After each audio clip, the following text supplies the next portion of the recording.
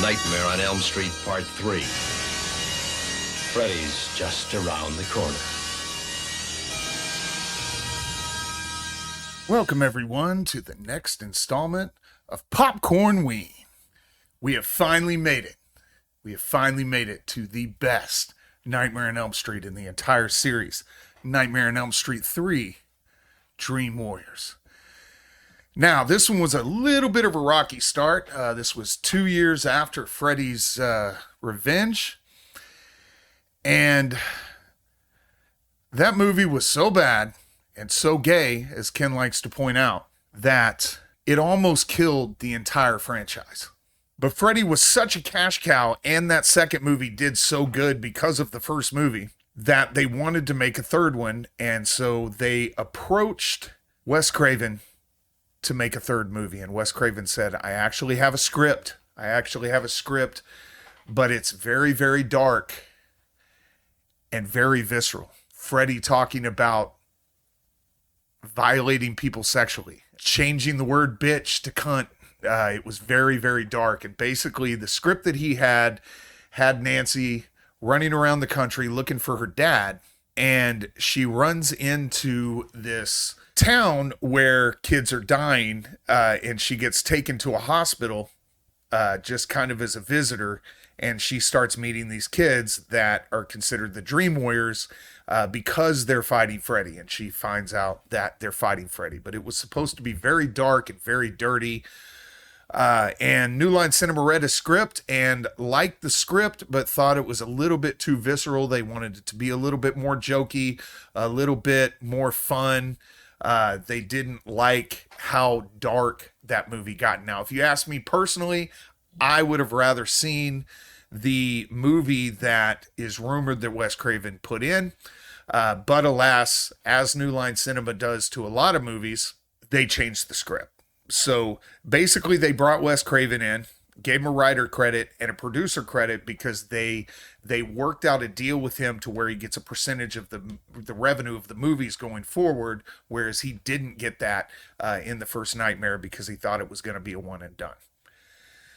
So he comes in and they immediately eject him out of the writer's room and make all kinds of changes to the script. So they give it to a new set of writers and a new director because Wes Craven was directing another movie at the time. He couldn't direct the movie. So they handed the script over to some writers.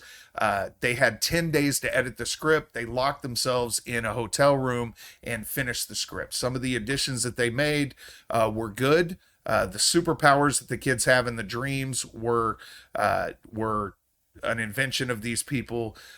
Freddy's mom and the 1,000 people that raped his mom, the Catholic angle was all thought of by these scriptwriters. So it was basically they wanted to make it kind of more light and fun and more fantastic than the very, very dark and gritty movie that they had created. But nonetheless, it got approved. The script came through. We now had Dream Warriors 3. The problem is that New Line Cinema had set a hard date for Nightmare on Elm Street 3.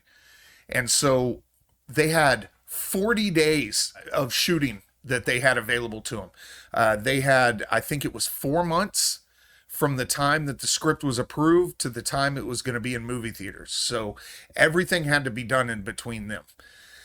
So basically, they went out, they cast everybody. The Kingmaker strikes again with Wes Craven. So the not one but two people had their careers created in this. One Patricia Arquette and one Lawrence Fishburne. You may know him from movies such as The Matrix, but no, he was in Nightmare on Elm Street 3. He's actually on the cover of it too. But they brought them in, and according to the cast, the conditions were so bad that Patricia Arquette refused to reprise her role in the second movie, Nightmare on Elm Street 4. Even Langenkamp says it was the worst acting experience she'd ever had. And it was just a nightmare. There was one point at which they were in a boiler room screen on a top platform to where it was hot, and they spent so much time there that people ended up almost passing out from dehydration. And they said it was the most brutal schedule that they had ever done, to the point where, again, like I said, Patricia Arquette was like, no, I'm not doing this again. So after that all got done, it hit the theaters. It did amazing, as it would. It's widely considered to be the best Nightmare on Elm Street. It goes between 1 and 3 for most people, but 3 is definitely on that list for the vast majority of people. If it's not 1, it's 2. In my personal opinion, it's 1. So basically, the gist of the story is that there is a girl who is one of the original teens with the parents who killed Freddy, and she is trying to stay awake because obviously she's afraid of Freddy. That's the general aspect of the entire franchise. And she ends up having a sleepwalking dream where she goes into the bathroom and Freddy's arms come out of the sink, and they grab her hands and they turn her hands up, and then they slit her wrist. Right as she's slitting her wrist, the mom comes in, sees that she has slit her wrist, and then she checks her into a mental institution. So while in this mental institution, she meets kids, and all of these kids have a special, unique ability. One can't talk. One is kind of a strong man. You've got the drug addicted, former drug addict that is kind of cool. And you've got the nerdy kid that likes Dungeons and Dragons, and you've got a kid that makes marionette dolls. And so this girl goes in there and she's freaked out, and they're trying to sedate her, and she doesn't want to be sedated. And then she ends up standing back with a knife, and she starts singing the Freddy song. 1, 2, Freddy's coming for you. 3, 4. When that happens, Nancy walks in and finishes it. 9, 10, never sleep again. And so the girl bonds with Nancy. Nancy ends up being oh my God. Okay, are we done? You're going to have to cut this. Please don't leave this in. So anyway, Nancy comes in and finishes the 9, 10, never sleeps again. And you find out that Nancy has become a psychologist. She deals specifically in dreams.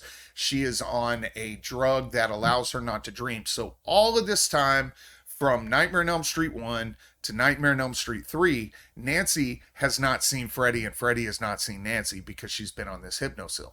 Nightmare goes and does what it normally does, and it starts picking off the kids in the hospital one by one. The first kill that happens in the movie, or at least in the mental institution, is the kid that does the marionettes, and it's probably one of the coolest scenes as far as kills go, where Freddy came up out of the sheets. He wakes him up. He basically slits his arms and his feet, and he pulls his skin out, and he walks the kid up as a marionette, and then everybody starts to see, and they look out, and they see him up on top of one of the towers, and Freddy just cuts the strings and he falls off.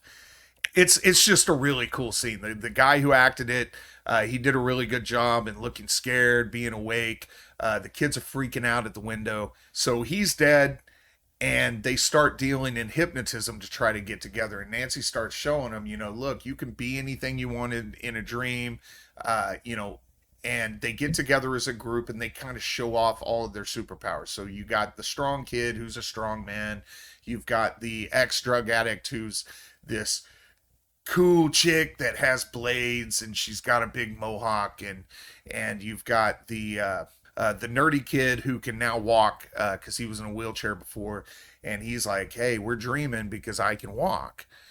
And then of course you've got Patricia Arquette, who is the main person in the story, and she basically parkours everything. Now there is one kid, the kid that can't talk. He gets led out of the room, and he goes and essentially the kid's got a boner at all times, and in fact that's the way he dies in the next movie. But he has this nurse that he has a crush on, and so Freddy pretends to be her, brings him in, and then we've got another instance of Freddy's tongue doing some weird stuff. So he's kissing the girls. First time boobies have been in the show. He kisses the girl, and then all of a sudden, Freddy pulls back, and it's this long tongue, and then he whips the tongue out and basically crucifies him on the bed and holds him there hostage, which is kind of cool because there's a point at which he's in a coma because he didn't wake up. He's in a coma, and Nancy's sitting beside him, and she's like, "You give him back, Freddy." And then you see him cut into his chest. "Come and get him, bitch." Freddy does that through the whole thing. He's like, "It's you, you bitch. I'll kill you." You know, just wisecracking, kind of being disrespectful with the speech. And he just doesn't give a crap.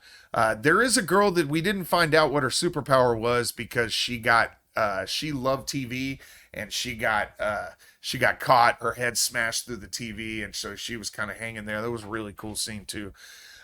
But the story goes forward, and they end up having to go after Freddy. And the way that they get Freddy this time is they go and they contact, they find Heather's dad, which she was looking for her dad in the original script, so it kind of merges that. They find her dad, and when they find her dad, he shows them where the bones were, and they essentially consecrate his bones and bury him. But before they have the chance to do that, Nancy sees, because the father gets killed as they're burying the bones, her father comes into the dream, and she finally gets that moment where she reconnects her father, but it turns out to be Freddy, and he finally kills Nancy, because Nancy is obviously the protagonist. She was in 3 different movies. She survived 2 of them, and she died in the other. So at the end of the movie, you find out that there's this whole side story of a religious institution, and this nun got trapped in with 1,000 inmates, and they all got raped. But there is a guy who suspiciously looks like Robert Englund in the prison, so we kind of know who his dad was. And that's how he's created. But she was just a ghost projection to one of the other doctors that explained this to all of them. And she ended up being dead for a long time, and it turned out to be his actual mother was the nun.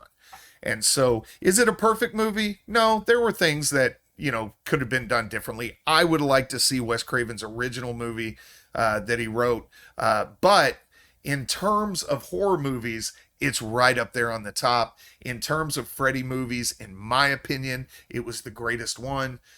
In most people's opinion, it hovers between 1 and 2. It's a fantastic watch. You should go out and see it. It's just, you could watch it on its own. You could watch it in the first 3, one after another, or you could watch it with just 1 and 3 and skip number 2 like everybody else does. It is a must-see.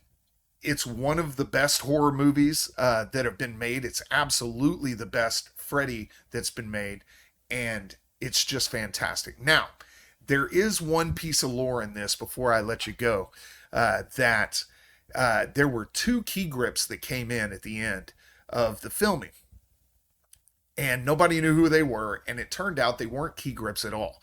They were fans, and so they found out that they weren't key grips, and they got them off the set after 2 days, but not before they stole the brass glove that is used to make like in the movies and stuff like that, to where when you get close-ups of it, you believe that his glove is real because it was, and so they stole it.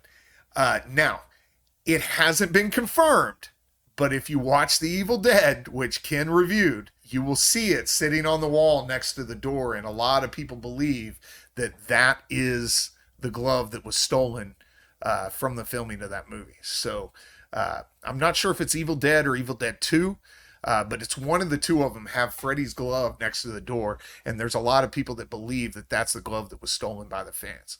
So don't know if that's true or not. We know the glove was stolen. We know there's a glove in either Evil Dead 1 or Evil Dead 2.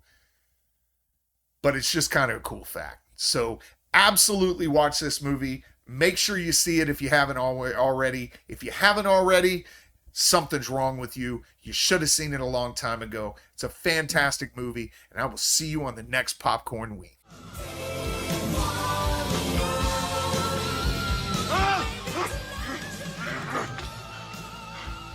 Nightmare.